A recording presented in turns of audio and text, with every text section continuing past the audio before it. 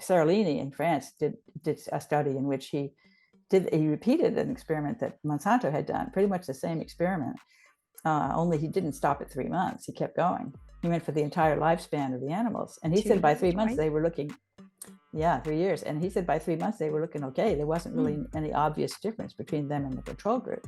At 4 months, they started to diverge. And by the end of the experiment, the females had massive mammary tumors. The males had kidney damage and liver damage, and both genders had sexual disruption of the endocrine system, of sex hormones and the reproduction, and they had early death. They died prematurely. So it was clear glyphosate had caused a lot of problems, but it took a while. Well, Dr. Stephanie Seneff, this is such a pleasure and a real honor, actually, to have you on this podcast to talk about something that you're very well versed in and something that you've done tons and tons of research on, and you've actually published a book about, and that is glyphosate and everything to do with how glyphosate affects our health, where it comes from, and how to get better from it, how to escape it.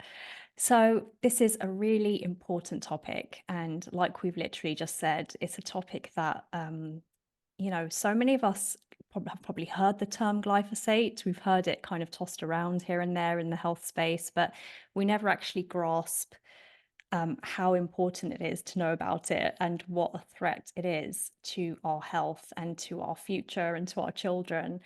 And I have to admit, me myself, I've been aware of glyphosate, but until I did a podcast on GMOs and researching before this conversation, I'm on alert and I'm taking it seriously, and it's just something that really needs to be shared. So a very, very warm welcome, Dr. Stephanie. How are you doing today? Very well, thank you. And thank you for having me. My pleasure. Great. So as I said, we're going to be talking about glyphosate. And one thing that I know that you've said in the past is, look, there are so many, when it comes to the rising levels of chronic disease, there are so many possible causes and factors involved. It's not just glyphosate, but glyphosate is a huge, huge factor in, the role of chronic disease and how it's caused. So first of all, anybody who's listening to this episode, many, I'm sure, know who you are and have possibly even read your books. But can you start off by just explaining what you do and how you came to focus on glyphosate? Because you've got so many skills under your belt. You've got multiple degrees, you've got a PhD, you've got, master's degrees and so on. What made you focus on glyphosate, and what made you write the book Toxic Legacy, which was published in 2021? You can hold it up here. Toxic Yes, Legacy. yes, please do. I forgot my Kindle, actually. I had it on my Kindle. Yes. Yeah, how the weed killer glyphosate is destroying our health and the environment. That's the subtitle. So yeah, and that was a decade of work to get to the point of writing that book, and it's quite a story, really. It was, really goes back for me even much earlier than that, but 2007. I had a friend, my best friend back in the early 1980s, had a son who got a DPT shot and had a bad reaction to it, and then a week later had seizures and eventually was diagnosed with autism. And that planted a seed in my mind about autism, so it kind of made me pay attention to it. And every year since 2000, I noticed the rates were going up. It's okay, we're just diagnosing it more, don't worry about it. Every year more autism. And by 2007, 2008, I was getting quite concerned because I thought, well, the government is ignoring this, but I think there's a problem, something in the environment that's causing this, and I need to find out what it is. And I did look into the vaccines initially, and I looked into other things like lead and mercury in in mother's teeth, all kinds of different possible exposures. And I was looking for things that were also going up over time, because of course you need correlation in order to have causation. Lead was going down, so I thought, well, it can't be lead. Lead is toxic and it does probably contribute to autism, but it's not the reason for the epidemic because it's going the wrong way. So I was looking for something that was also going up over time, hopefully matching perfectly would be ideal, And And so after 5 years, I happened to be it's just very serendipitous. I happened to be at a conference, and Professor Don Huber, I was meeting him for the first time. He was giving a talk on glyphosate. I didn't know what glyphosate was, to be honest with you. It's kind of embarrassing. That was in 2012. I thought, well, I should really attend this lecture and see what this is about. And after this 2-hour presentation, I was blown away. I was like, this is it. This has got to be it. I was like so excited. And I went back and started reading everything I could about glyphosate because it fit so well. I understood a lot about autism. I love biology. I have an undergraduate degree from MIT in biology. I've always enjoyed biology all my life. And I love the puzzle of it. It's so complicated. And autism is a good example of that complexity because, oh my God, you can't believe the number of papers on autism that discuss different aspects of the ways in which these kids are messed up. It's just very, very complicated. But there were some core issues in autism that I was aware of that included gut dysbiosis. They had a lot of issues with their gut, bloating and diarrhea, constipation. Clearly their gut was not healthy. That's what made me think it's got to be something they're eating or something they're, maybe in their water. I was looking for something like that. Maybe antibiotics. I think antibiotics may play a role. And then I was also aware of mineral issues with autism. Iron is both toxic and deficient at the same time, and manganese similarly. So they had weird problems with the minerals and issues with sulfation pathways. So and also methylation pathways. So I knew about all these things. And then an inability to detoxify things like toxic phenols that were being produced by microbes that were pathogens in the gut. Their liver wasn't functioning right, all these things. And just basically, as he told the story about glyphosate, it was clear to me that could cause all of those things. Like it just became very clear in that lecture from what he said about what glyphosate does, both to the plants, to the soil, and to the gut. And he talked specifically about the mineral problems that it chelates minerals and makes them unavailable to the host. And it causes disruption of the gut microbiome. It causes problems with certain enzymes in the in the liver that are essential for detoxifying other toxic chemicals. So it makes everything else worse. And basically, I was like, this is it. And of course, I knew about the gut-brain axis too. I knew how disruption of the gut is going to cause problems in the brain. And I just felt very confident that I was right. And then when I looked more, I got even more confident because it was a perfect match. I mean, the rise in autism in first grade in the United States by the IDEA, they have to diagnose autism in order for them to be in a special program to get more support in school. So it's important to do that. And those rates were going up, every year, and matched perfectly with the use of glyphosate over the previous 4 years. If you integrate over the previous 4 years, that's sort of saying most of that child's life, their exposure to glyphosate caused exactly the same. It was exactly the same curve. The two curves coincide, like a 0.99 correlation coefficient. You never see that, incredibly strong correlation. And to me, that was really the clincher. That's what said this has got to be it. And of course, they pushed back, correlation doesn't mean causation. They sort of screamed that at you after a while. But I started looking at everything else too, and all the other things were correlated too. I knew that obesity was becoming a big problem. Sure enough, perfect correlation. Alzheimer's disease, pancreatic cancer, thyroid cancer, liver disease, kidney disease, all these things are going up over time, and we're like, oh yeah, I mean, we just get fatter every year. We don't know why, Yeah, right. It's like, we do know why. Come on, wake up. Yeah. So yeah. I think it's causing all of them. I think it's not the only thing that causes. I have to say that there's other things that are, and we have a lot of toxic exposures now that we didn't have when I was a kid. So it's not simple. But I think it's primary. I think if we got rid of glyphosate, we'd be a lot better off. Especially, of course, I have to say all the other herbicides, because one worry is as soon as we ban it, they'll pull out glyphosate and 2,4-D and dicamba, all these other nasty, nasty chemicals. So we use those less because we use glyphosate. So if we take that away, and now we're going to be poisoned by something else, it might be a wash. But I mean, I think we have to recognize that we cannot use herbicides. We can't use chemical-based herbicides. I'm absolutely convinced we have to get rid of them. And we have to find another way. And I think we're smart enough to figure out how to do agriculture without that, especially with all the technology we have with robotics and stuff, I think it's a doable project to try to figure out how to grow food without using herbicides. It doesn't seem like we used to do it for most of the human existence. So why can't we do it now, Right. And I can't wait to dive into that, and when we come to talking about the solutions. But first, I'm really curious, and I tend to ask this question to all of the guests who tend to have a controversial stance. And that is, how do you deal with the criticism and the censorship of your work I from the media know. and scientific community? Like, how do you cope? How do you deal with it? What's it like? Are you okay? Like, how I is it for know. you? Well, it's very, very hard, and it's very Mm. frustrating for me because I'm really focused on the science, as you know, Mm. and I really deeply, deeply want to understand exactly how these things are, what's going on in the biology. I don't want to just say, oh yeah, glyphosate's toxic. It's not enough for me. I want to understand exactly what goes on and how does it cause these things to happen. The mystery of how it happens. And I'm so centered on the science. And then I'm like just so passionate about the idea of we can do something about this. And autism is a disaster. I mean, we are headed for a huge crisis, Mm. especially now the first batch are growing up. They're becoming adults and there's no adult programs for them. And it's going to get worse every year at the adult level in the future. Just all those kids that were growing exponentially as children, now they're going to grow exponentially as adults. And we're going to have to scramble to figure out how to take care of them, especially as their parents actually die. And then they've really got a problem.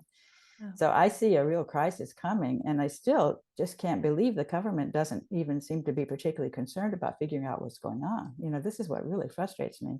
I mean, you said And in your you said in your book, in the last chapter, actually, you said that the big problem is that the way that things are set up is the government isn't really interested in finding a solution because big pharma profits Mhm. from our symptoms and covering up our symptoms with medications, and so really the desire to make a big change isn't there.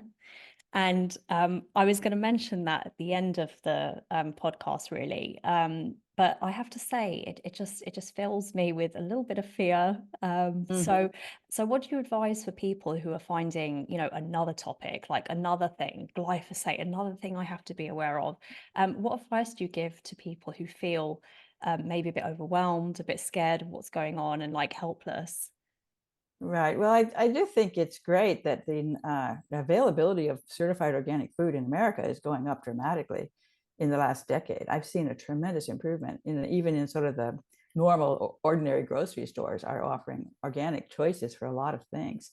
And I find that very exciting. I mean, I remember my husband and I first discovered glyphosate in 2012, went back and started reading all that stuff. And we were sort of, as the cereal ran out, we would buy organic replacements. Yeah. And then at one point, about 6 months into it, we said, we can't eat this stuff anymore. Like, we know it's not organic. And we just threw everything away. Even the spices, we threw everything away and started over with everything organic. We've been consistently ever since then. That's like more than 10 years ago. Mm. Um, since then, we've been always buying certified organic when we shop. And the fact is, you can do that, which is awesome. In Mm. America, you can do that. It's expensive, it's quite a bit more money. Yeah. And but I think it's totally worth it. And both of us saw improvements in our health once we switched to certified organic. Yeah. I mean, there's that famous quote, I'm going to get it completely wrong now, but something about if you don't pay for your health now, you'll pay for it later, something like that. And I Yeah, couldn't find it more true.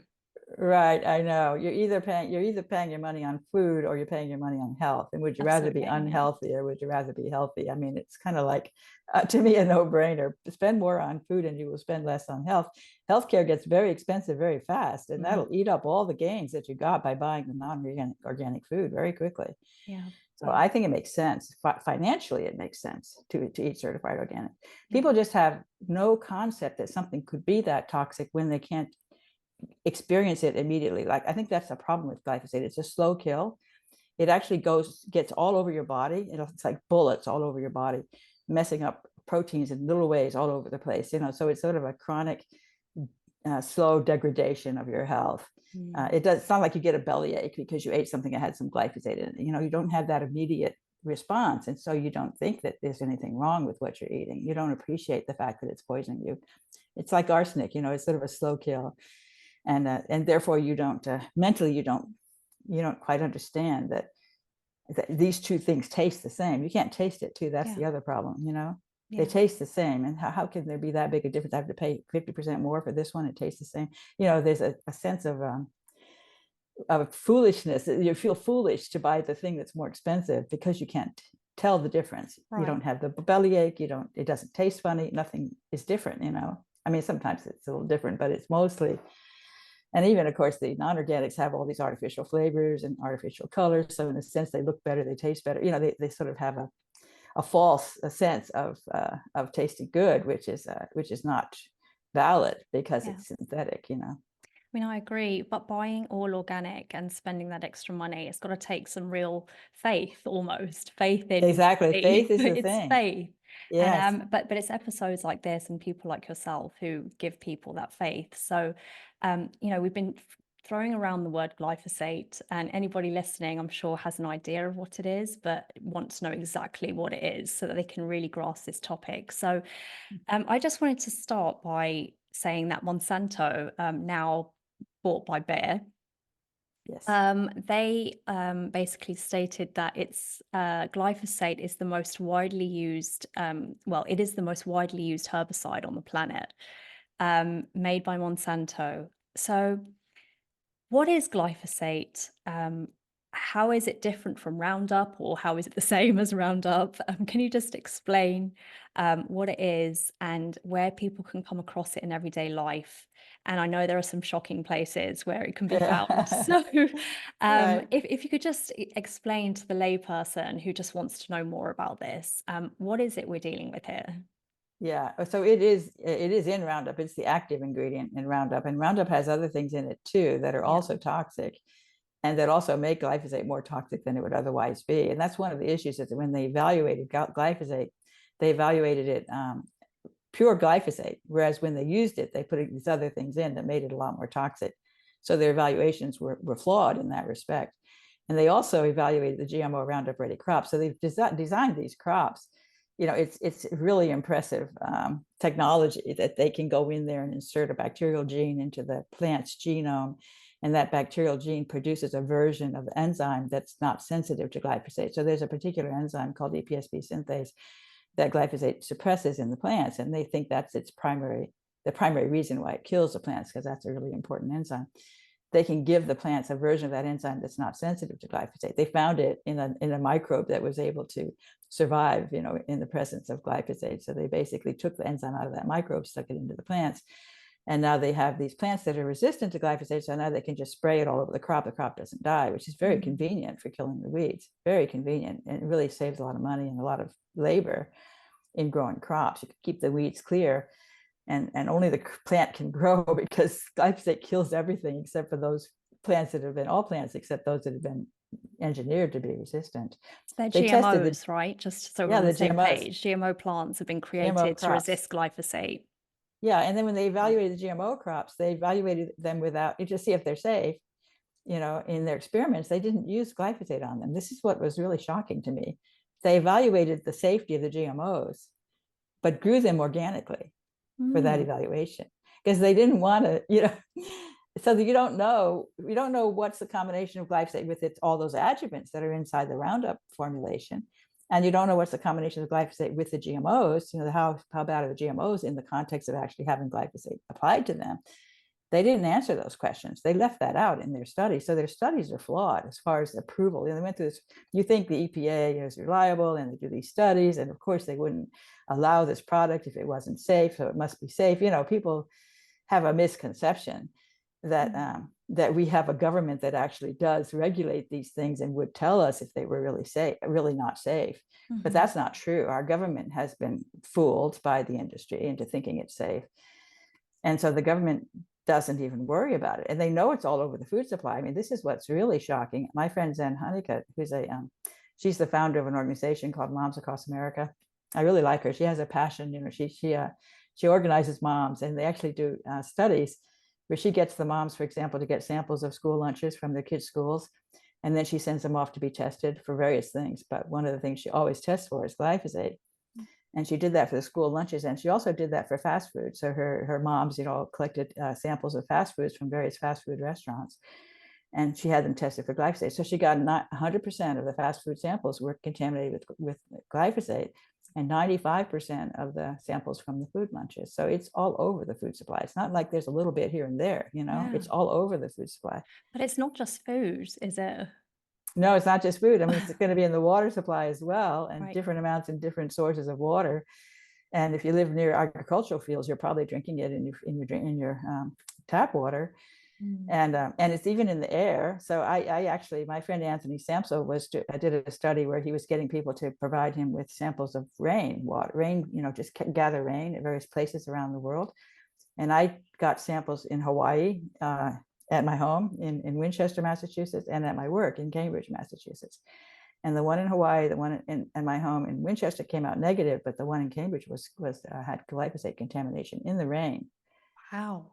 Wow, And that's scary. And so that's scary too. And that's in the city. So I think that's actually from the cars, I think, and the trucks, because we have a lot of GMO crops get turned into biodiesel and bioethanol. We have these bio-derived fuels for the cars and for the trucks and for the buses. And so in the city, you have a lot of diesel trucks, and this is biodiesel is a part of it. They're putting biodiesel into diesel, then that can come from GMO Roundup Ready corn or from wheat after it's been sprayed with glyphosate and then harvested, and the wheat stubble, can get turned into biodiesel. And Argentina produces a lot of biodiesel from Roundup Ready soybeans. So all of those biofuels are derived from crops that are exposed to glyphosate. I think we've got a problem with that. Yeah, because glyphosate, it wasn't originally a weed killer. It was originally used to take rust or to take metals off the pipes or something like pipe that. cleaner. That pipe cleaner. That was its original use. Yes, yes, cleaning pipes. That's right. Wow, it was and now by it's sprayed on our accident food. it was by accident that they found out that it kills plants. It was just by accident. And then they said, well, that'll make a great, if we can figure out how to make your crop resistant, then you've got pure gold, right? That's the idea, that, oh, wow, this is so great. We can just not worry about poisoning the crop, because it used to be you had to be very careful to, and with all the other herbicides, that's still true. You've got to make sure to apply them to the weeds specifically.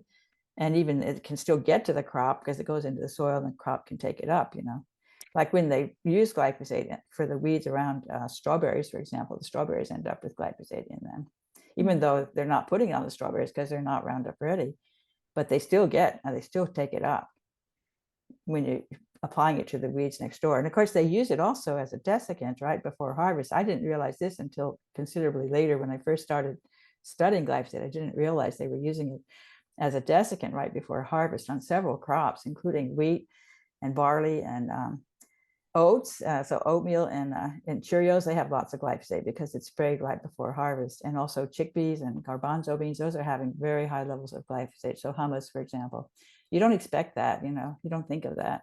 No. And then some of the seed oils. So when you get these vegetable oils, they're going to have glyphosate in them because those crops are sprayed right before harvest, like canola. Canola is also Roundup Ready, so they actually spray.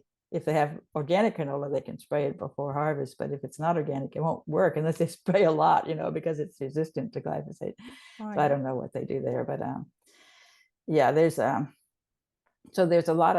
higher levels of glyphosate on average, I would say, in the crops that are sprayed right before harvest compared to the GMO crops, which is also surprising. And sugarcane is another one that's sprayed right before harvest. So all the sugars are a problem.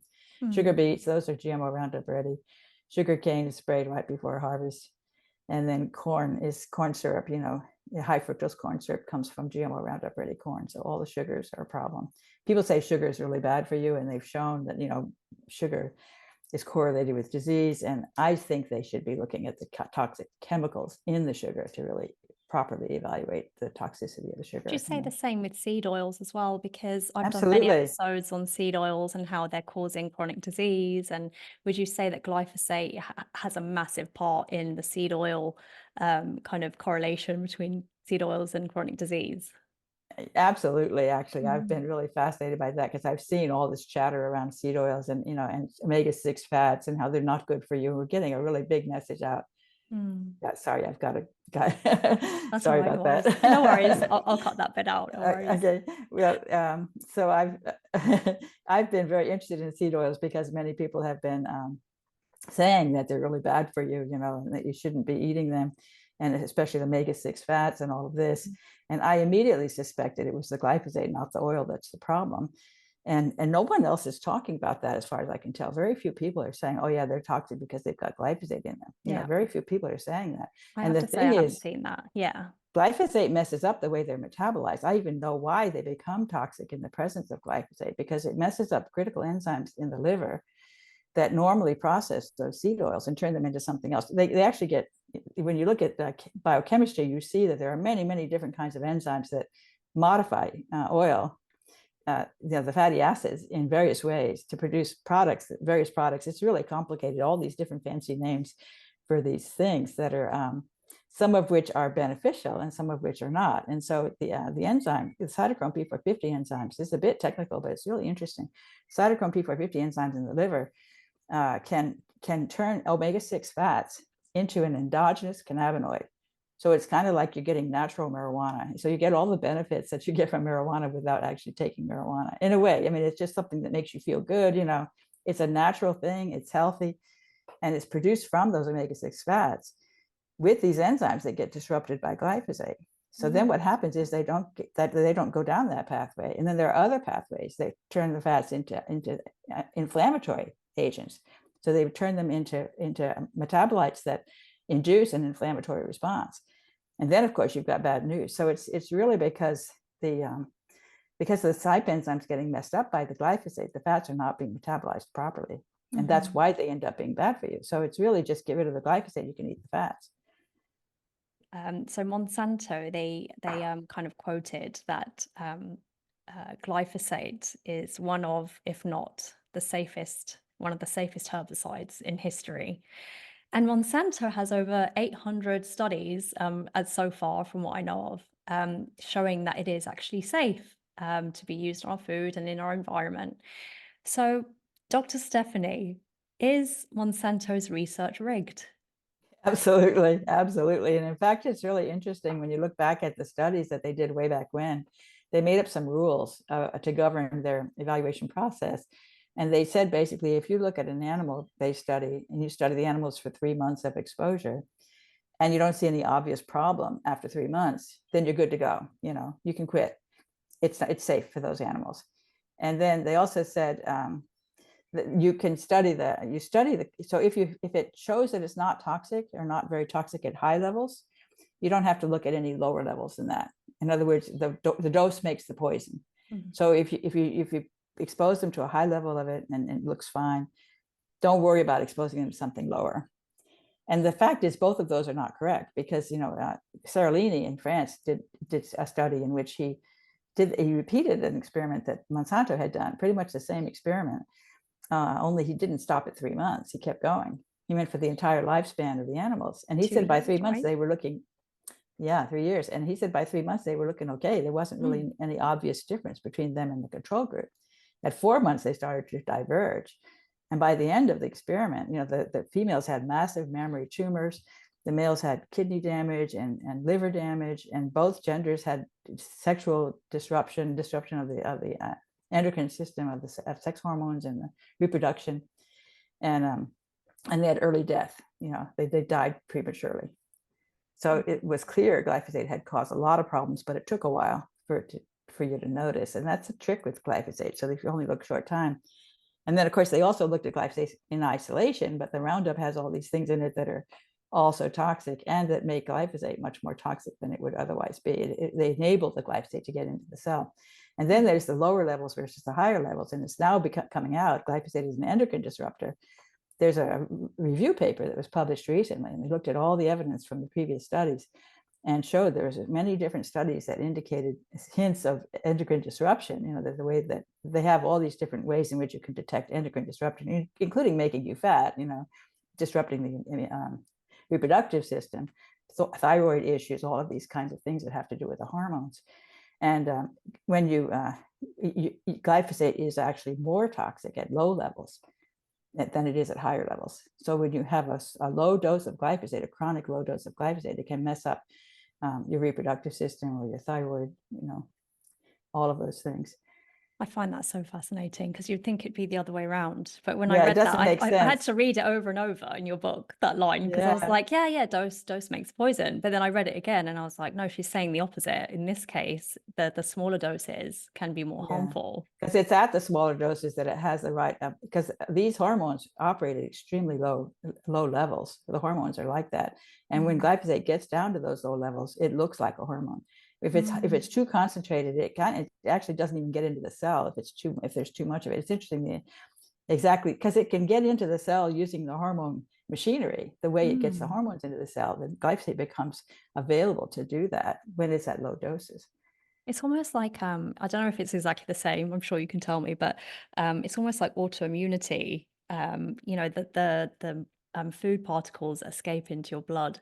Yeah, If it's that's a right. certain shape or a certain size, then your body recognizes it Right. as as a like something dangerous, and like, you know, and it starts to attack it. You know, and I'm sure the particles have to be a certain way, a certain size. That's You right. know. The whole nanoparticle thing is quite fascinating because you have uh, nanoparticles that are tiny size that look a lot like exosomes that the body Mm. naturally produces. Once they sort of imitate something that's natural, then you really get into trouble. Mm. And they have to imitate at the proper concentration as well, and proper size and all that kind of thing. So it's very tricky. Yeah. It's lots of things in biology are counterintuitive as far as how things become poisonous. And I have to say, I was watching a panel interview with you and Jeffrey Smith, who I've interviewed as well, and it's one of my favorite interviews, I have to say. And just to give perspective, so Monsanto is a $1 billion like giant, and it governs our food basically. It runs the show, and you know what it wants to say, it will say, and what it doesn't want to have heard will not be heard, and it has the power to do that. And Jeffrey, who is fabulous with his stories, as you know, he spoke about this one example, which you'll probably remember, when Monsanto did one of their own experiments, like they do, to see if glyphosate is absorbed into skin. Mm-hmm. And he said, so so what they did to stop it from being absorbed into the skin, is they first took cadaver skin Mm-hmm. and they baked it first to make it Mm-hmm. I tough. remember that. Yes, exactly. This is how And you then can do it. exactly, but then that wasn't enough. So then they froze it. So you had baked frozen human skin, and then the glyphosate wasn't absorbed into the skin. So they Yes. published that paper saying that glyphosate is not absorbed in the skin. Yeah. And that's an example. So what you said about the 3-month study with the rats and what I just mentioned just then, it's that sort of kind of loopholing, kind of falsifying evidence and research, and it's that sort of thing that goes on, right? I mean, I'm not an Yeah. expert in this, but this is what I'm kind of I think picking so. up. I mean, they even define the rules based on their early experiments that found out otherwise. They say, "Oh, we can't go more than 3 months because we'll start to see problems. So let's just stop at 3 months." Then, I'm imagining that. It's like, how do we avoid seeing problems, right? You just and you can design an experiment where you put the glyphosate on the cells, but they don't take it up Mm, by virtue of the pH or the concentration. I mean, there's ways in which you can rig the experiment. So mm, it's not easy to design the right experiment to see something. yeah. In fact, my book talks about my theory that glyphosate substitutes for glycine during protein synthesis. It's a glycine molecule. It's an amino acid, Hmm. and it's an amino acid analog of glycine. Glyphosate is that's well known.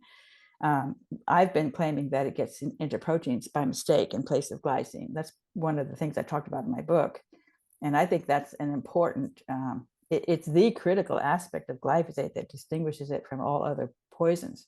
It's a unique property of glyphosate. No other chemical that I'm aware of can do that. So if it can do that, what power does that give to glyphosate? It basically can essentially mutate the protein. So when you're building a protein from the DNA model, you have the DNA code and you're assembling a protein with like beads on a string. It's amino acids, and you just put them on a long string of amino acids, and each code codes for a specific amino acid. And you get the code for glycine. And if there's a glyphosate molecule close by, it can just go in and replace glycine because it fits into the slot the glycine fits into. And then it gets stuck into the protein. And you can have severe problems if you just substitute one glycine molecule in certain proteins at certain places. you can ruin them. You can absolutely ruin the protein with that one substitution if it's at a critical place. And I know exactly which proteins are sensitive, and I talk about that in my book. The proteins that have certain properties as far as a highly conserved glycine residue at the active site, where it binds phosphate, very specific. Though there's a lot of proteins that do that and that are wrecked if that glycine is not glycine. If that gets mutated into something else, the protein doesn't work anymore. Which And there are explains many, why many examples. which explains why it's got so many health, so much effect on your health. Like it can express itself in multiple ways, not That's just right. autism, but celiac and cancer, and you list basically every health concern under the sun. And right. And then people say, well, how could one chemical cause so many diseases? And that is a mystery, but this is the answer. This is the answer. If you do that, forget it. And so like collagen, is the most common protein in the body. A third of our proteins are collagen molecules. That's like the glue. It's in your joints and your bones and your fascia, all in your skin and in your brain. It's everywhere. Collagen is like the glue that holds the cells together. And collagen has a huge amount of glycine. Like a quarter to a third of the amino acids in collagen are glycines. And it has these long sequences of what I call GXY, GXY, GXY, where every third amino acid is a glycine. And so glycine is very, very important to collagen because that's how it can build this beautiful triple helix structure that it has. It creates a lot of its properties of elasticity and it holds water. I mean, all these properties that it has depend upon that helix structure, which if you put glyphosate in place of a glycine, it messes it up. And there's a lot of genetic mutations where you just have a single glycine that got substituted by something else in that long chain. And you can have a disease like Ehlers-Danlos. Ehlers-Danlos is where you're very flexible joints and you have a lot of health issues around that as well. And that can be caused by a single genetic mutation in one glycine in a collagen molecule. And glyphosate has all kinds of opportunities to substitute for glycines in the collagen molecule. I think it's messing things up and causing a lot of pain, back pain and knee replacement surgery, hip replacement surgery. Those things are all going up, yeah, right. And that's because glyphosate's messing up our collagen, I think. I mean, so it's stated that glyphosate is safe. It's completely fine to have, and it's solving a lot of problems around the world. But in fact, there have been thousands of lawsuits against Monsanto, and there have been a few notable losses in which they've had to pay out millions and billions in order to because they lost the case.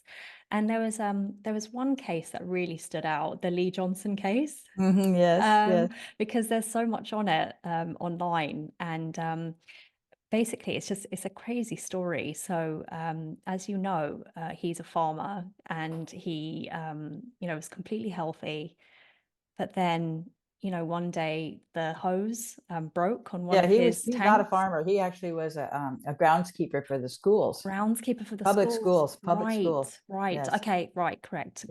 Yeah, absolutely. So he sprayed. So and his he used to equipment spray. was messed up and he got it on his skin. Yeah, he used Right, to. exactly. He used to spray lots and lots of glyphosate. But then Which one is day, also shocking, right? yeah, Schoolyards. I mean, that's like grade school. exactly. But then he said, I watched an interview with him, and he said he got the glyphosate all over him.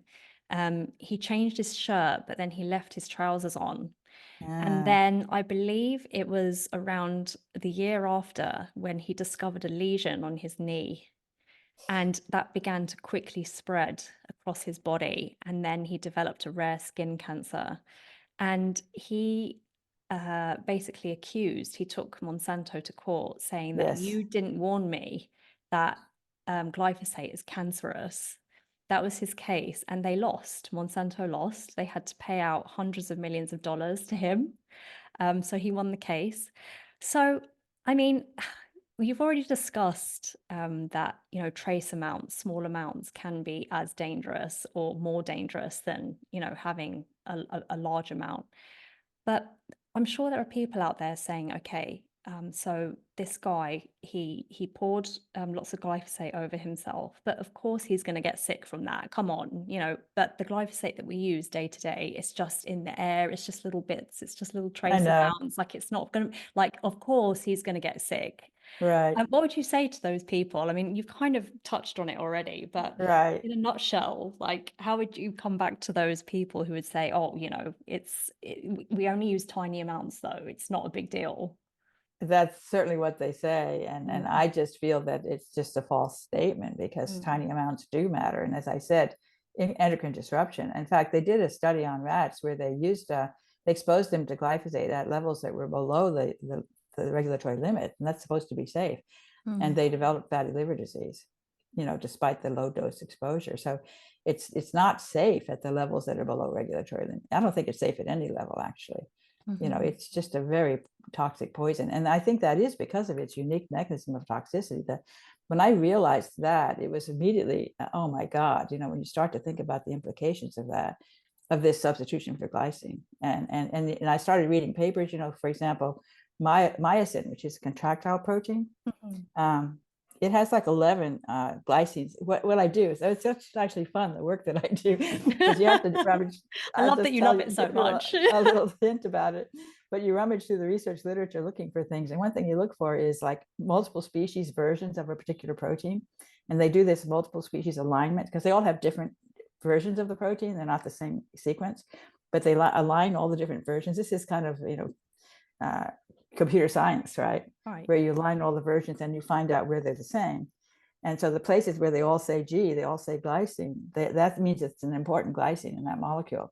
Anytime all of the different versions have a glycine there, that means that's where glycine is really important to that molecule. So if you substitute glyphosate for that glycine, you're going to have a lot of trouble compared to one that's kind of, you know, is not really glycine in the other versions. That's how you can find out which particular amino acids in that protein are important.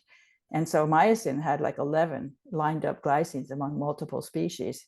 11 of its amino acids that were glycine were also showing up in all the other species. So that meant those glycines were really important to it.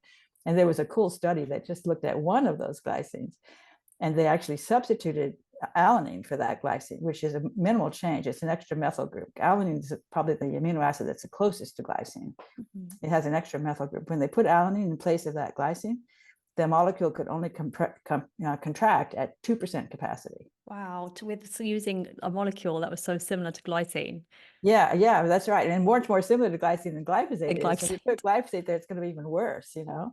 So only 2% contractility with just that one change in that one amino acid in this molecule that's hundreds of amino acids long. You know, it's amazing how sensitive proteins can be at certain places. And I found out by looking that there's all these proteins that bind to phosphate, and they bind to phosphate at a site where glycine is highly conserved, you know. Mm. And then all the different versions of that protein for different species, they all have that pattern. Sometimes it's GXX, GXXG, 3 glycines with wild cards in between. That's what that means. But at that place where it binds to phosphate. So when you have, and I think binding phosphate is critical because the extra piece that's on the glycine molecule for glyphosate is called methylphosphonate. It's very similar to phosphate, very similar shape, very similar size, has a negative charge. So it can fit in the place where the substrate's supposed to bind. It basically is assembling the protein, and it gobbles up that space with its methylphosphonate unit, puts it in there. And now the phosphate can't get close because glyphosate's in the way. So it messes up the protein. So all in ATP, you know, adenosine triphosphate, that's the energy source of the cell, ATP, Yeah. 3 phosphates. And all these different proteins that bind ATP, that have these highly conserved glycines, they're all getting messed up by glyphosate, I believe. And I know that you did a lecture, which I still need to watch, on mitochondria. I definitely need to watch that one. I remember I didn't have time at that time, but I saw it and I was like, I need to watch that. So anybody you're all over YouTube, like with lectures, podcasts. So if anybody wants to find out more about you or glyphosate, there's so much. It's rich in information on YouTube for sure. But as a result of you know, the bad name that Monsanto has built for itself over the years, a number of countries have banned glyphosate. So, for example, I'm from the UK, and I live in Grand Cayman. which has a US food supply, and which is kind of interesting for me from the UK. There's a big difference there. But as someone from the UK, I had this feeling that, oh, it doesn't matter to us much, as in it's more of a problem in the US and other countries, and it's less of a problem for us. Is that true, first of all? I don't think Go so. ahead. And next, could you tell me which countries are using glyphosate the most and which are using it the least? Okay, that's interesting. Yeah, I mean, first of all, I will say Europe is much better than the United States in general, but I think UK is closer to the US than the other European countries in Okay, its didn't know usage that. of glyphosate. Okay.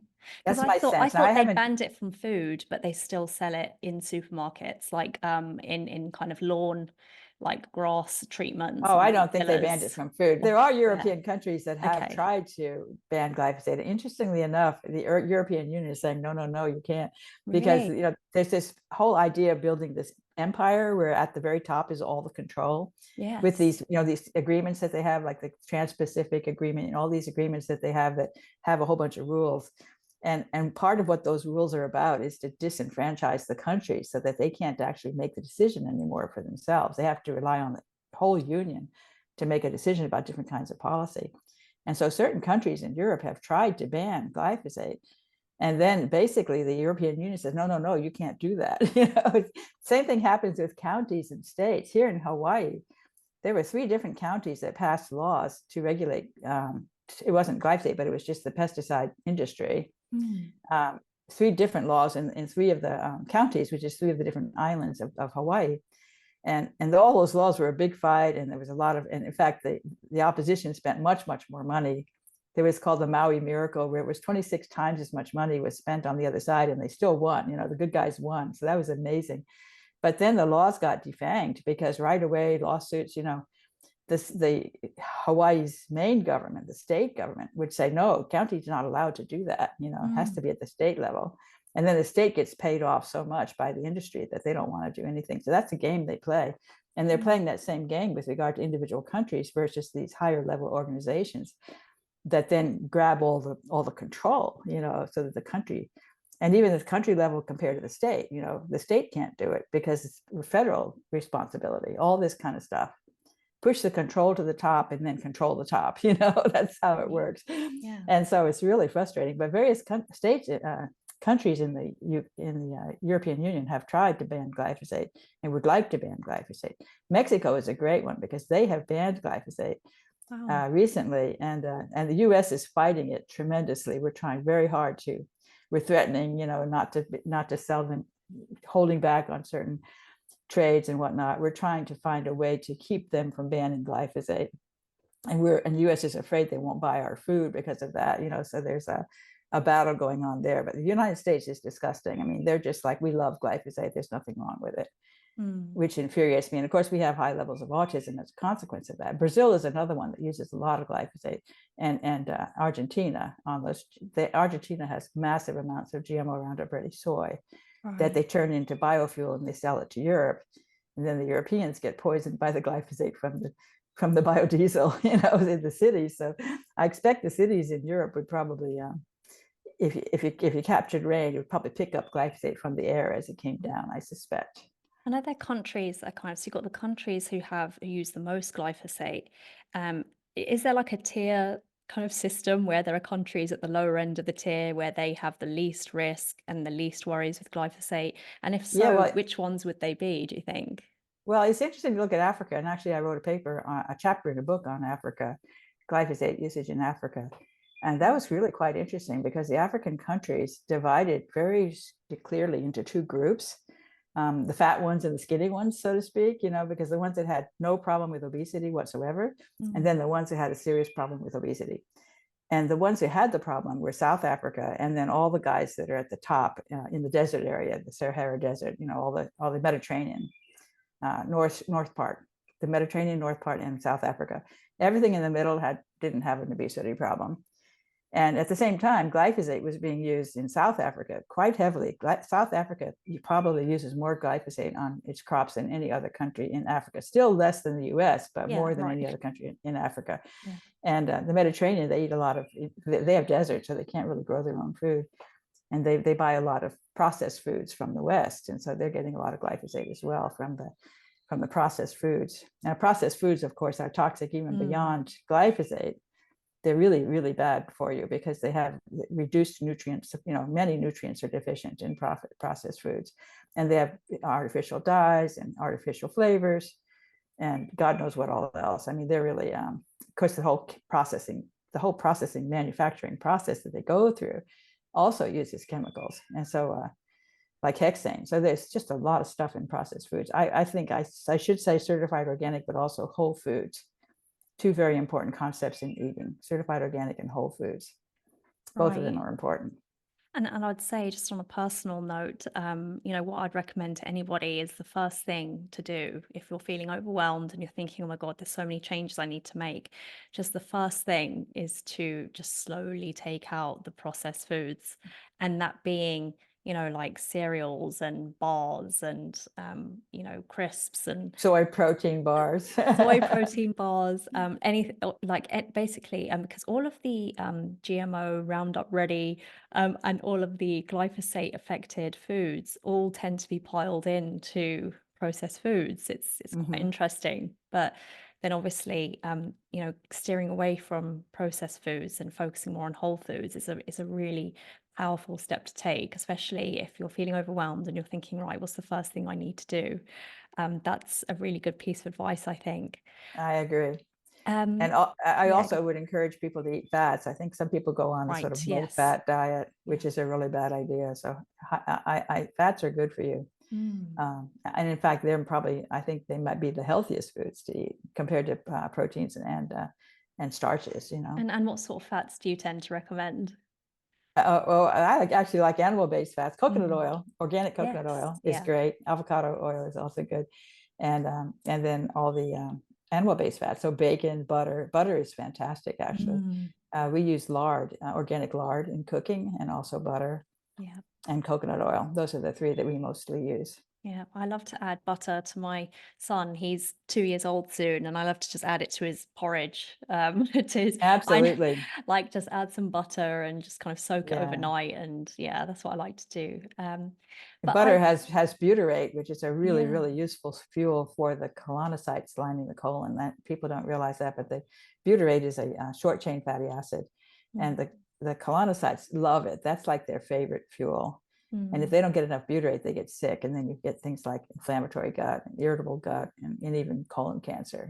These can all come about from an inadequate supply of butyrate to the colon. And in fact, studies have shown on glyphosate that it disrupts the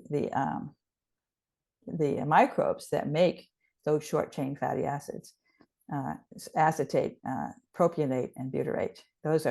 These microbes make those from roughage. So it's food that we can't digest, but our gut microbes can, and they turn them into these really healthy short chain fatty acids. And the glyphosate messes up the microbes that do that, so that we get a reduced supply of those critical nutrients in our gut. And that's I think a lot of what's making our gut unhealthy and causing these issues with health. I mean, that leads me perfectly on to the next question. I've heard you refer to glyphosate as a metabolic disaster. So glyphosate is a weed killer because it disrupts an essential metabolic pathway called the shikimate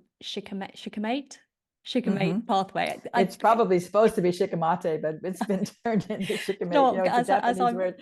Right. And as someone from the UK, like my accent, the first thing I read is shikimate. But then I heard you saying shikimate, and I was like, okay, let's just say shikimate. I think it can be either way, but it seems like most of the people I hear, I wanted to say shikimate, but it seemed like most people were saying shikimate. I like shikimate. Yeah, me too. Me too. Because basically glyphosate is a weed killer because it disrupts an essential metabolic pathway called the shikimate pathway, which is essential to their life. And so obviously once that's disrupted, it cuts their life short, and they die. But our human cells don't share the same shikimate pathway. So, how does glyphosate harm our health if it's meant to kill weeds only? Let's go into the health conditions that it's related to. I know that we've been talking about the microbiome, and our microbiome have the shikimate pathway. A lot of them use the shikimate pathway. So a lot of our health issues related to glyphosate actually are rooted in that shikimate pathway. So what health conditions do tend to come up? And can you go into the shikimate pathway just a little bit more? Okay, yeah. So that pathway is quite amazing. And in fact, this is what I appreciated in my first paper on glyphosate. I talked about that shikimate pathway in the gut microbes. And when glyphosate disrupts it in the microbes can't produce the products that they normally would produce from that. And those products include the aromatic amino acids. There's 3 of them, tryptophan, tyrosine, and phenylalanine. And those are 3 of the 20 or so coding amino acids that go into the building blocks of proteins. So they're really, really important to the host as an amino acid. But they're also precursors to a whole bunch of hormones and neurotransmitters, basically the serotonin, melatonin, dopamine, thyroid hormone, epinephrine, all of those come out of that shikimate pathway. And those are critical for regulating the brain, like your mood, for example. And serotonin deficiency can cause obesity, and also, of course, depression, obesity, these kinds of issues come out from inadequate serotonin. If you don't have enough melatonin, you can't sleep, pituitary gland. There's actually a very recent study on glyphosate. I was really delighted to see that. I suspected that glyphosate would be producing a deficiency in melatonin, an inability for the pituitary gland to make enough melatonin, which you need, it's really critical for sleep. And it turns out this study showed that. They showed very convincingly that glyphosate was suppressing melatonin synthesis by the pituitary gland, and also that melatonin levels in the blood were greatly reduced at night. Yes, the pineal gland produces melatonin in the evening, which helps you sleep, and it becomes impaired in its ability to do that when it's exposed to glyphosate, and that's what they showed in this study. On I think it was rats, but I'm not sure. But it was a study that showed reduced levels of melatonin in the blood at night for these animals that were exposed to glyphosate. Right. And you say that by 2032, half of our children will be autistic because of glyphosate. Do you still stand by this prediction? Well, I have to always correct people when they say it's not quite half of the children, but half of the children who were born in 2032, which gives me a few extra years, because we'll end up on the autism spectrum. It's a little bit confusing, but that's what I claimed. And I claimed that mathematically because I was just looking at the growth rate. It actually turns out autism has grown exponentially over that period from 2000 to 2010. I was looking at that data at the time. And so you can just take that exponential curve. And if you say that it continues to grow exponential over time, you can figure out what it's going to be, when it's going to be 50%. And that curve is based on kids who were 12 years old. That's another thing people don't realize. It's based on kids who are 12. So kids who are younger than 12 are going to have more, which we don't realize. When we say the rate right now is 1 in 36 in the United States, 1 in 36. I think that's for 8-year-olds. I think it might even be 12-year-olds. I'm not sure, but it's not kids who are being born right now. So they're going to have a higher rate. But if you do the math, and if you assume exponential growth continues over the years, it'll be 2032 when half the children born will end up on the spectrum. And that's going to be 80% of the boys, because they get more than the girls. Wow. So and if that happens, it's absolute catastrophe. Yeah. I don't think it's going to happen, because I think we're going to wake up and do something different beforehand. I hope so. I really hope so. But that's why I fight so hard, because it really scares me when I look at the future. It looks grim. I don't want a future in which half the kids have autism. I just don't want that. Right. I mean, what about the people who, I'm sure you come across many, who say, oh, but we just have better methods of diagnosing. I know, we're just diagnosing it more. I hate that line. There's 2 lines I hate. One is correlation doesn't mean causation, and we're just diagnosing it more. Those are the 2 things that come back to me all the time, to say, oh, we don't even believe you at all, just forget it, for those 2 reasons. And I think they're both not correct. It's too big an assumption to say just because it's correlated doesn't mean it's causal. And especially for me, whenever I see the correlation, I look for causal mechanisms. I won't just take correlation and say, oh, it must be the cause because it's correlated. I need to find the causal mechanisms. But with glyphosate, I have totally found them with autism. It's really incredible. And it's gotten more and more. I keep on doing the research, and I'm writing a paper right now, which is really complicated and difficult. But I am taking all kinds of very specific things that are seen in autism. Autistic kids have many, many different markers. They're very unusual in many ways metabolically. And I can take many of them and point exactly to the pathway by which glyphosate would cause that. So I've got a very strong causal story right now that I'm attempting to write down. I'm hoping some journal will publish, because it's difficult to get this kind of work published, but I'm hopeful. I'm working really hard on the paper right now with a collaborator and having a good time doing it, but I've become really very strongly convinced that glyphosate is a major causal factor in the epidemic, and I do believe if we could go back to organic farming, we would see a tremendous reversal in autism rates pretty quickly, I expect.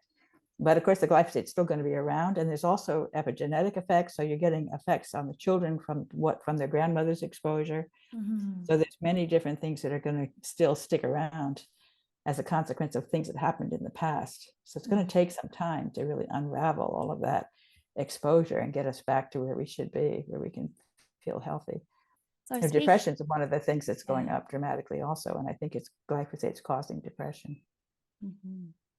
So we've been talking about foods and the types of foods that would be affected by glyphosate. So just for people who just want to have a clear understanding of which foods are mostly affected by glyphosate, and on their next food shop, they're like, right, I'm not going to buy this, I'm not going to buy that. You know how people are, they just want the top 3 foods or the top 5 foods that they don't buy anymore. What would you recommend people avoid, and why? Or at least eat certified organic versions of those, right? Right. Because, and I've mentioned the oats, things that are coming from oats usually have high levels of glyphosate, and wheat. So I think celiac disease, I think, is directly caused by glyphosate. We have an epidemic in celiac disease, and that corresponds with the usage of glyphosate on wheat. We've done the studies. It corresponds much better with wheat than it does with corn and soy, which makes sense, right? Because it's the wheat that's causing, but the wheat is contaminated with glyphosate, and that's causing us to be very sensitive to the wheat gluten intolerance. Right. And just on that point, before you continue with the list of foods, I've been hearing everywhere that celiac disease and gluten intolerance, it's not the gluten, it's just the modern way of processing wheat and gluten-based foods. That's the problem, because back in the day, in ancient times, people didn't have gluten issues, but we have gluten issues now because of the way our food is processed. So these gluten issues, is it gluten or is it the glyphosate? Yeah, I believe it's the glyphosate. I believe that quite strongly, and I actually understand why glyphosate would cause gluten intolerance. And it has to do actually with proline, because proline is another amino acid, and gluten and casein both have lots of proline. It's an unusual amino acid. It is the only amino acid that has another carbon stuck onto its nitrogen, so it makes it difficult to break it apart from the other amino acids. So there's specialized enzymes that can break proline apart so that it can then be, you basically have to, when you eat protein, it's a long molecule with all those amino acids stuck together, and you have to cut them all up into pieces. And then you get those individual amino acids, and you can use those to make new proteins. So that's a process that goes on in biology all the time. But if you can't cut them apart, then you have a peptide, a sequence of amino acids stuck together. And that's what causes the autoimmune disease, is because it didn't get digested. And the lactobacillus, a very important microbe in the gut that help the host to digest milk and gluten, because it has all that proline, and because we don't actually have the enzymes that you need to break it apart. We rely on our gut microbes to provide those enzymes. And then, so the lactobacillus has several different enzymes that can break proline apart from the other guys.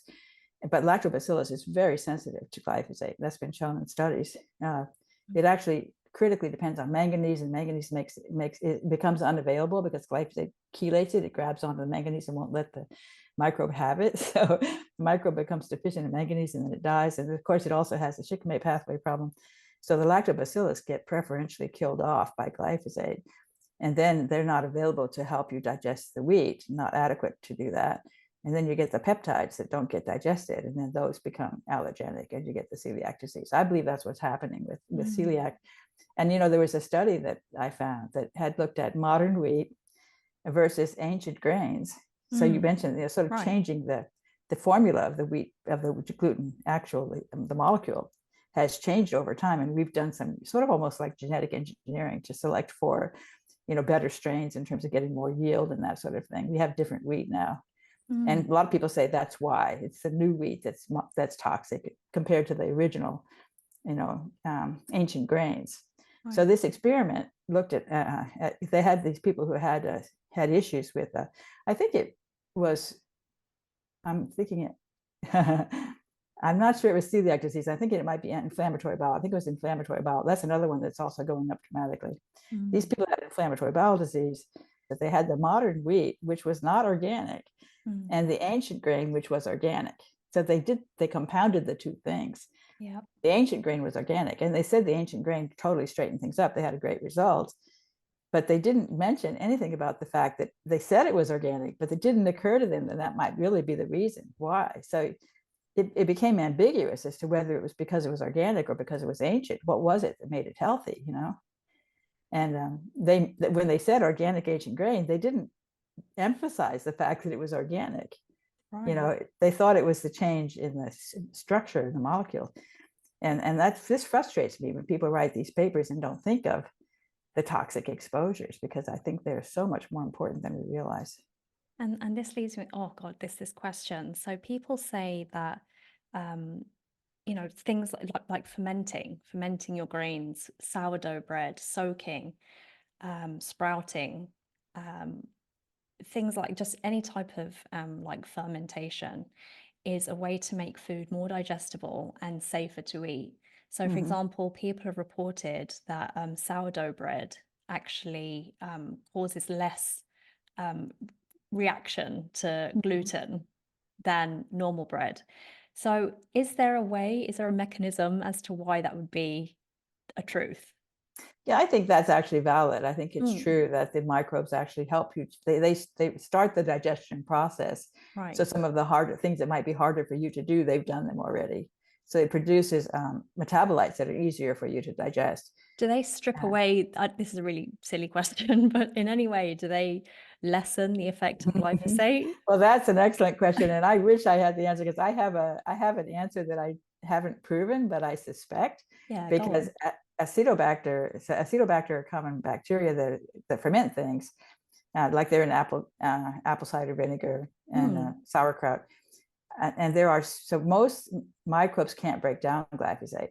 There's just a few species that can. And one of the kinds of species that can are versions of Acetobacter. So not all the Acetobacter can break it down, but some can. And the big question is whether when you ferment the food, you actually break down the glyphosate. And that's a theory that I have said without proof. I haven't seen the paper that says this is the case, but it makes sense. If there are microbes that can break down glyphosate that are fermenting your food, they're going to remove your glyphosate. And that would be fantastic. So it's possible. And it'd actually be a great study to take the before and after and measure the glyphosate, right? Have the food before it's been processed, and then do the fermentation process and measure the glyphosate before and after. That seems like it'd be a pretty easy experiment to do. And I'm hoping somebody will do that and see if there's any truth to that idea. But it would be really great if that's the case. Yeah, and I think fermented foods are just so widely recommended, and I'm sure that there's some reason why they would help reduce glyphosate as well, because it just seems to be the superfood. That's what I'm finding when I'm looking around. Fermented food is the way to go. So, anything fermented, just start to add it to your diet.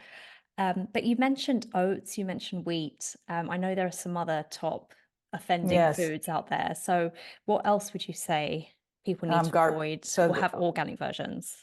The legumes like garbanzo beans, chickpeas, hummus, all of those are going to be, have been, and lentils.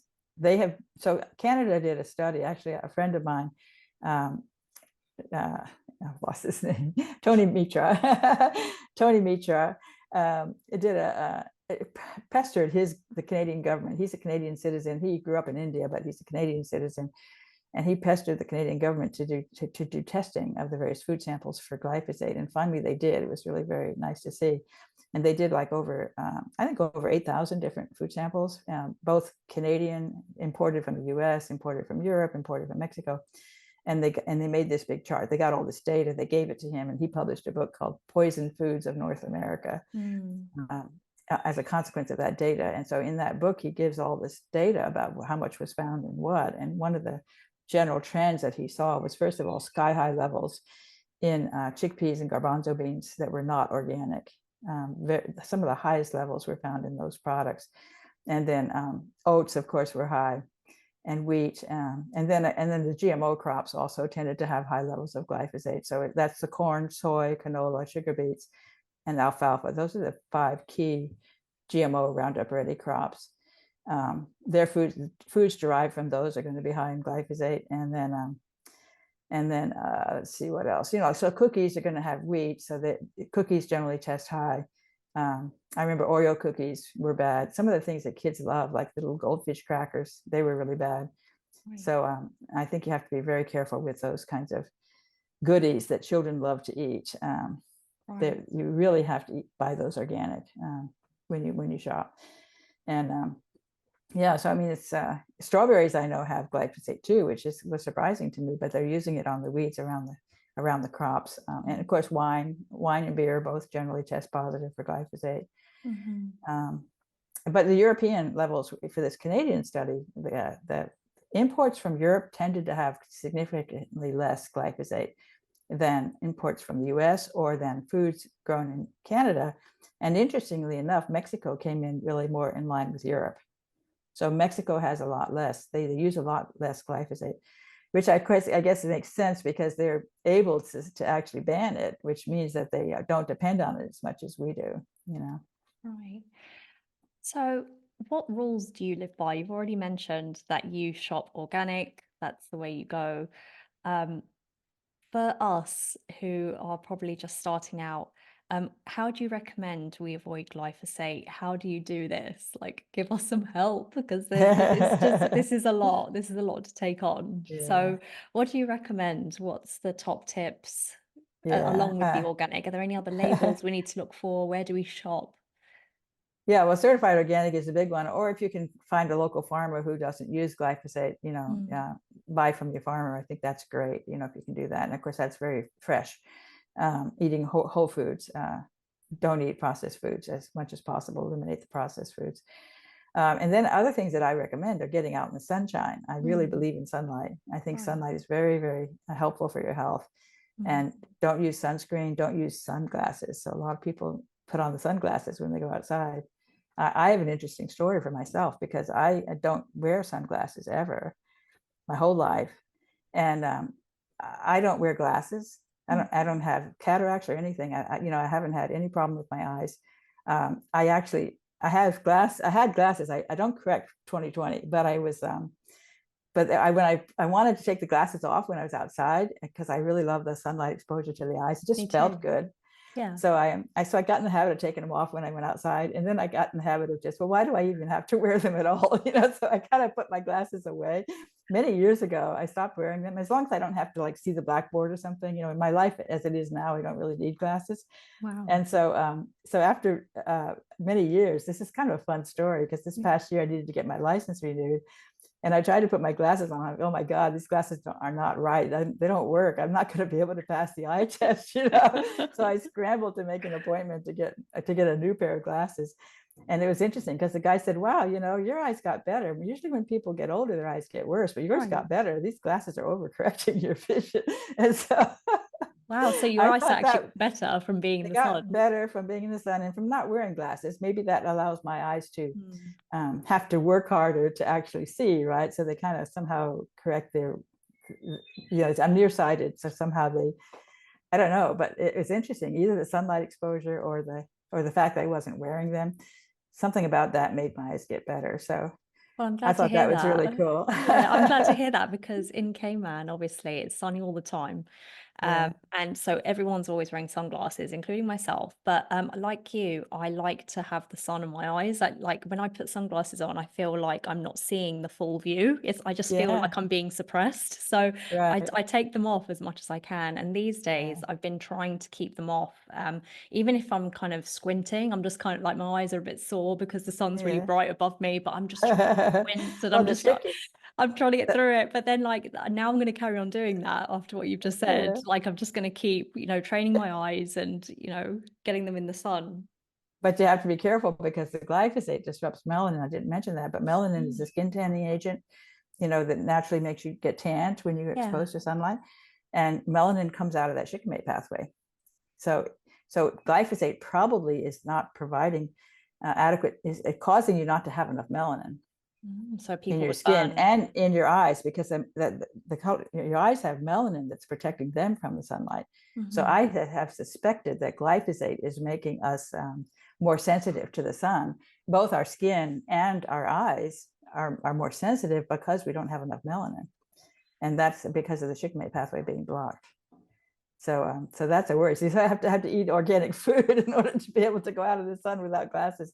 It's possible that's the case. You got to put those two together. I also like sulphur. I'm a big fan of sulphur. I don't know, that's been a thing with me. Disrupted sulfation pathways with autism. That was where I first, and also with cholesterol sulfate. I think cholesterol sulfate is a very important molecule that's produced in the skin in response to sunlight and released into the circulation. And the cholesterol sulfate it actually is able to, it's able to be just released into the blood because of the sulfate. It makes it water soluble. Cholesterol normally is fat soluble. It's actually it is soluble in both water and fat, cholesterol sulfate. And the cholesterol molecule goes into the membranes of particles, and the sulfate sticks out into the water. And the sulfate makes the water gelled around the particle. And all of this is really important for keeping the particle healthy. So that it's really, really interesting. The LDL, HDL, high cholesterol, people get a statin drug, all that stuff that's going on with that. If you don't have enough sulfation capacity for your cholesterol, you have to put the cholesterol inside these particles. And if those particles don't have enough sulfate in their membrane, they're vulnerable to attack by sugar and by oxygen. So they can get glycated, they can get oxidized, and that makes them bad. That gives you troubles. So the thing is, you need to have enough sulfate in the membranes of all these particles. And sulfate makes an easy way to transport cholesterol. So you can deliver cholesterol to your body much more efficiently if you can put sulfate onto it. It's really, really interesting.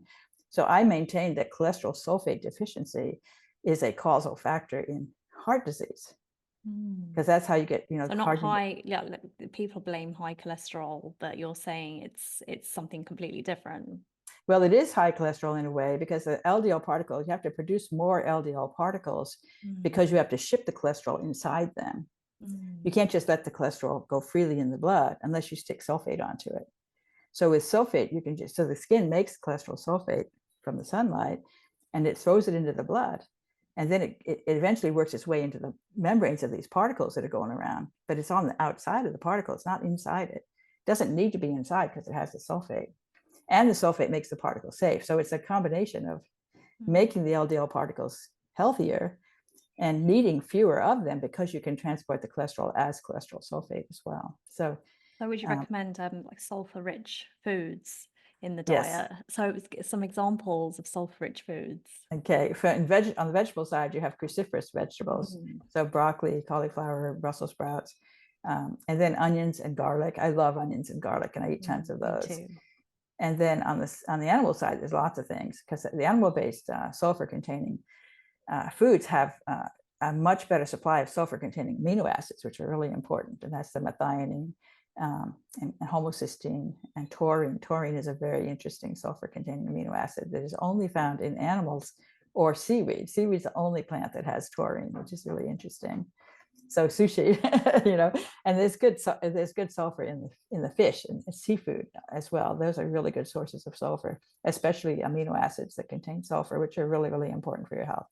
So, you probably have heard about methionine, methylation pathways. That's another thing that gets disrupted in autism. And I think glyphosate's a major player in the disruption of both the methylation pathways and the sulfation pathways in autism. Okay. I mean, there's just so much to know. And like I said, there's so much on YouTube that you've done. So it doesn't just end in this conversation. There's obviously more. You've done presentations, you've done lectures, you've had more conversations, you've got the book, Toxic Legacy. So when you end your book, you end it with hope that things will change. But with the glyphosate so tightly weaved into our everyday lives, is there hope, Stephanie? Like, is there realistically a way out of this? What are your thoughts for the future? Yeah, a couple of things I'll say. First of all, I think the moms are really listening, and they're acting by buying organic food, and they're also talking about the fact that you need to eat organic. I think as the number of autistic kids goes up, more and more people become aware of the need for healthy food, and so people are demanding organic. And I think that's going to be a driver. It's a consumer drive that's going to encourage the farmers to switch to growing certified organic food. So I think the farmers are going to be more inclined to want to switch because of the demand for organic. Then the other problem is the farmers are getting sick, right? So they're becoming aware that the poisons, that the chemicals they're using in agriculture are killing them, are making them sick. And so they're not going to want to continue to do those poisons. As they learn about that, they become more aware of the toxic effects of these chemicals that they're using on their food. So they're going to want to be healthier themselves, to grow healthy food so they can be healthy. And then I think the government is going to be the last one to change, which is really frustrating. You would hope that just the government would just realize that this is bad and go ahead and ban it. But I don't think that's probably going to be the last thing that happens in the United States anyway. I think they are really, really bought. But another thing that's going to happen, I think, is lawsuits. And I'm very encouraged by the massive number of non-Hodgkin's lymphoma lawsuits that they're facing right now. Bayer is really frustrated to figure out what to do about that. And Bayer has actually decided to switch its Roundup product that it sells to the consumer. It's just to the people who want to kill weeds in their yard, not for the food. They're saying the food is fine. We can keep on poisoning the food because, you can't prove it with the farmers. Farmers have so many other chemicals that nobody can win a case as a farmer against in a lawsuit, because they'll say it wasn't the glyphosate, it was something else you were exposed to. So therefore, they're not worried about the food. They can go ahead and continue. So they're allowing they're going to continue to sell glyphosate to the farmers, but they're not going to sell it to the residential folks anymore. And I think that's already in effect. I remember it's 2024. Is that globally? So, no, just the United States, because we're the ones that have the problem that we sue them, and we have You're the rowdy one. Yeah, I think we have thousands of lawsuits waiting in the wings on non-Hodgkin's lymphoma. Now, my hope, what I'm trying to do, is to produce papers about autism, linking glyphosate to autism so strongly that it can't be denied. That's what I'm hoping, and I'm hoping other people will do that too. And there are already papers coming out, mouse studies that are showing that glyphosate causes autism in the mice. So we're getting there, and there's actually been a lot of papers recently. I'm really excited about that. Lots of recent papers showing the harm of glyphosate. All of a sudden, researchers have caught on to the fact that this stuff's not harmless. Right. It kind of like, for many years, it was like, why would you study glyphosate? Because it'll be boring, get no results, and it's wasted money really to study something that's not toxic. So for as long as they thought that, they didn't bother to study it. Of course, many of them get their funding from Monsanto, so they don't really want to bite the hand that feeds them, But there's a lot of independent studies coming out. It's hard to keep up with them all, actually. So you think it's going to get so loud that eventually something needs to change? Yeah, I think once we have enough, so there's a game that they play with the legal system, because they'll say there's no proof because there aren't any published peer-reviewed papers that prove that. It's weak. The literature is very weak in showing this particular thing. You're saying this caused your problem, but there's not really a support from the research literature. And they keep that way by paying off the journals to make sure they won't publish those papers. So there's a whole game going on with the industry where they control the journals and make it very, very hard to publish a paper that goes against Monsanto. And so the papers don't get published. So then the lawyers don't have a defense, and then they can't win the case. So that's been the game all this while. But non-Hodgkin's lymphoma broke through, and that was really because studies were done that showed it very conclusively. And of course, and also with that first case, Monsanto behaved badly. When Lee Johnson approached them and said, "Hey, I've got this problem," they really didn't help him address it at all, and just basically they kind of blanked him, didn't they? Yeah, first. and that was part of why the jury awarded such a big amount. They're so angry. That was a super breakthrough, because once he did, then other people followed, and so they've got a real headache on their hands with the non-Hodgkin's lymphoma. But I want it to be autism. I think there's going to be a chance to prove conclusively that glyphosate causes autism, in which case it's going to be hundreds of thousands of lawsuits on autism. And that's, are there any lawsuits at the moment? Are there any cases out there? I don't think anybody has felt that it's a strong enough case to win. Okay. So they're not. And but I'm hoping it will be. I hope in my lifetime that I can see that happen, because I think once there's autism, it's game over. The company will close shop because there'll be too many lawsuits. They won't be able to afford it. So that's the way I think it's going to finally die. The company will stop making it because the world knows it's too toxic, Yeah. That's my hope. I don't think the government is going to succeed, not in the United States, other countries, but not in the United States. That's my prediction. That's powerful. That's really powerful. And I just have one more question I just thought of. What would you say to people who say, yeah, but glyphosate has helped the world. It's helped farmers. It's helped produce more food. It's helped feed people who wouldn't usually have enough food. It helps to feed the planet. What would you say to those people?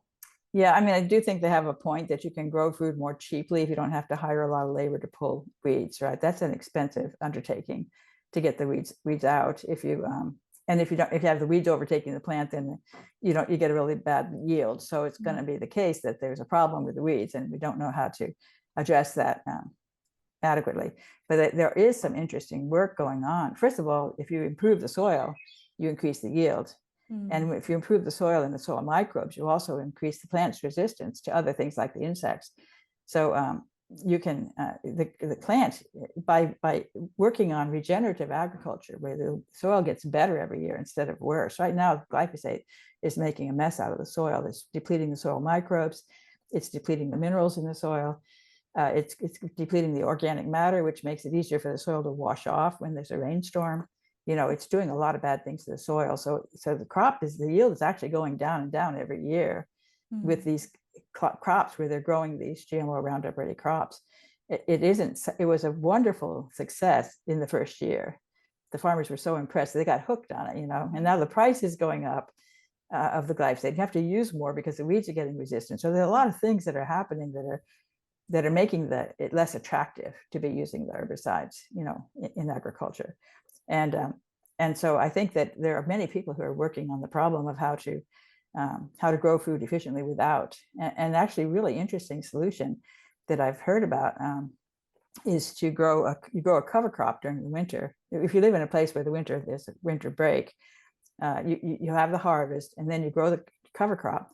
And the cover crop actually has lots of different seeds, different kinds of weeds that are growing, basically grasses and things like that.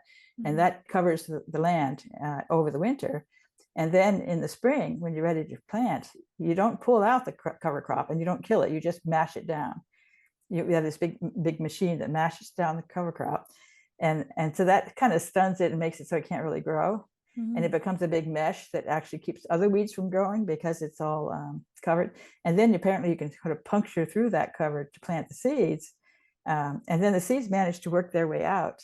It's really quite amazing. I know a guy who does farming that way, and he grows corn and I think it's corn and soy, the crops that are GMO Roundup Ready. He grows them without the GMO and without the Roundup, and does quite well, and doesn't have a problem with weeds because of that mesh that came from the cover crop over the winter. So I think that's really cool, and that would be it's really reassuring to know that he's doing it that way and it's going well. He's doing well. So he's producing good crops and he's doing well from it. That's so reassuring.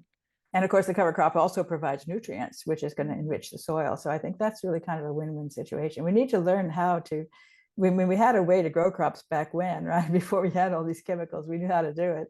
We've sort of lost that skill, and now we need to get it back. And there's a crop rotation, that sort of one crop helps the other crop in terms of the nutrients that they provide.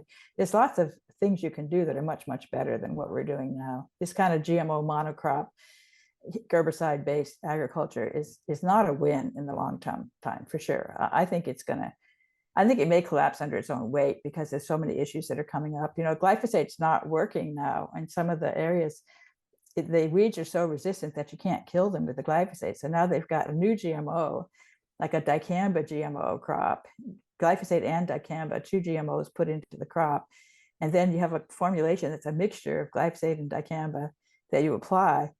And so you have to put in the dicamba on top of the glyphosate to fight those weeds that are resistant. And that's just more chemicals, so it's really a downward slope. I don't think in the long term it's going to succeed. So it may actually just collapse under its own weight, the whole agrochemical based agriculture. And the other thing is robotics. And I'm actually pretty excited about some little tractors, it's a robotic tractor that's running on solar energy and has vision, and can learn to recognize weeds, and then can use like a laser or boiling water to shoot at the weeds, and something like that. And walk down the fields and find the weeds and kill them, sort of like somebody pulling them by hand. That's really cool technology. And I think that could also become perfected to the point where, if a robot can do it, then manual labor is very expensive. So that's what you want to try to avoid. Well, looks like AI is going to be a massive part of the future. It is already, so. But it looks like, so I wouldn't be surprised if it kind of took, if that actually happened, and no one knows that better than you, with what you do. But oh gosh, that Stephanie, that was such a great conversation, and there was just so much to learn. And I have to say, I might even have to go over some of it, because some of it I need to absorb. I need to listen again, because the science is so in depth, but so intriguing. And what is next for you? Have you got another book on the horizon? What's going on? Oh, I really want to write another book. Oh my God, I please. I want to write a book on deuterium. On what? Deuterium. We didn't talk about deuterium, but that's my latest passion. So we'll have to do another podcast. Yes, please. Oh my gosh.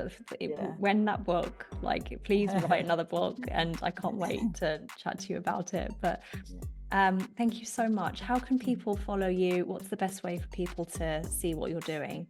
Yeah, well, like you said, go search on YouTube and you can watch some videos. Right. That's a good way. I do have a webpage, stephanieseneff.net. There's some information there about some of my interviews and my published papers. Okay. Thank you so much. Let's do this again. Thank you for having me. It was great. Thanks.